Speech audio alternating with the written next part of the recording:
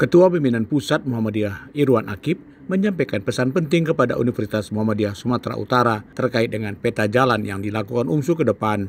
Pesan Ketua PP Muhammadiyah disampaikan bersamaan dengan pelantikan 83 pimpinan program studi dan kepala bagian periode 2025-2029.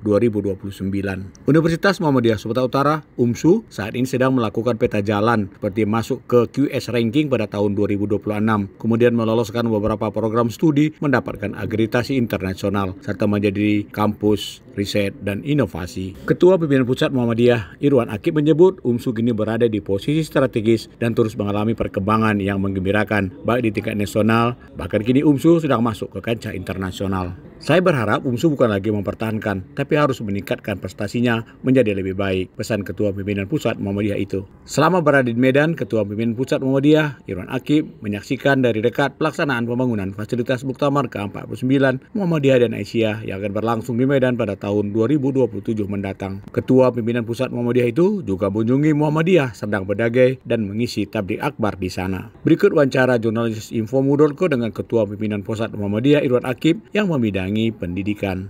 Jadi sekarang ini UMSU pada posisinya sangat strategis ya, baik di tingkat nasional maupun juga sudah mulai merambah pada tingkat internasional. Oleh karena itu, pertama bukan mempertahankan, harus meningkat prestasi ini.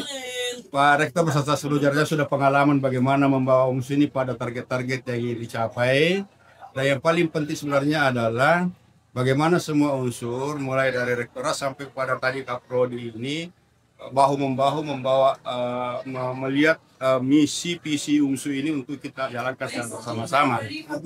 Nah, yang saya katakan tadi, mimpi-mimpi kita juga harus tentang UMSU internasional.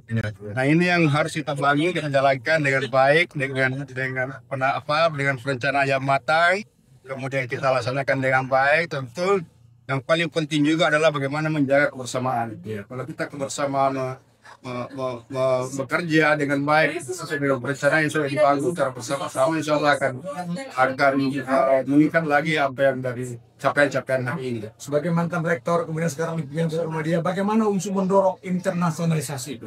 Nah, itu yang saya kira penting untuk membangun internasionalisasi, kan bagaimana bukan hanya bagaimana mendatangkan mahasiswa asing, tapi bagaimana juga dosen-dosen kita punya kelas internasional. Mungkin dimulai dari kelasnya, kemudian nanti akan menjadi bukan hanya kelasnya, mungkin mulai dari dari mata kuliah internasional, kemudian tahapannya berikutnya menjadi kelas internasional. Dan ketika kelas internasional itu kan bukan hanya nama kelas internasional, tapi mahasiswanya juga sudah ada mahasiswa asing dari berbagai negara, dan dosen-dosennya juga punya kemampuan untuk berbahasa asing. Publikasi-publikasi kita juga sudah publikasi yang sangat tadi sudah Pak Agus ini menjelaskan registranya UMSU seperti apa Prof menanggapi? Nah, saya kira itulah tadi tahapan-tahapan itu, dan saya kira registra yang dimaklumi oleh UMSU sudah sangat berjenjang sampai pada kelas internasional tadi, termasuk riset-riset yang dibangun oleh teman-teman. Saya selalu membayangkan gini, riset kita nanti itu bukan hanya riset yang menghasilkan publikasi, tapi juga riset yang bisa menghasilkan produk yang bisa punya nilai tambah, punya nilai jual misalnya. Jadi entrepreneurship-nya ada di situ. Jadi misalnya ada penelitian dosen yang bisa dipatenkan, kemudian bisa menghasilkan sesuatu.